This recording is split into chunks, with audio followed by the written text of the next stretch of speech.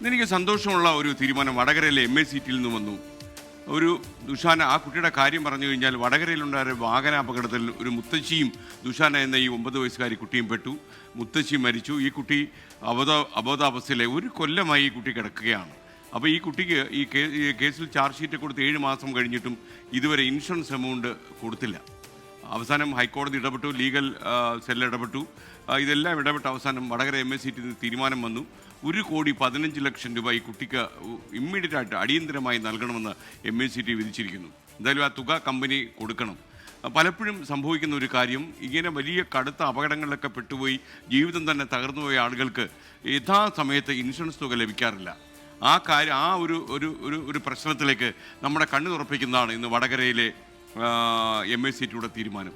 ഒരു കൊല്ലമായി അബോധാവസ്ഥയിൽ കിടക്കണം. ഇപ്പോഴും ആ കുട്ടിക്ക് ബോധം തെളിഞ്ഞിട്ടില്ല.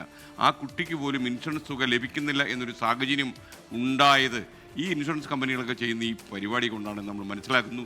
എന്തായാലും വടകര MACTക്ക് ഒരു ബിഗ് സല്യൂട്ട്, ഇടപെട്ട മറ്റുള്ളവർക്കും.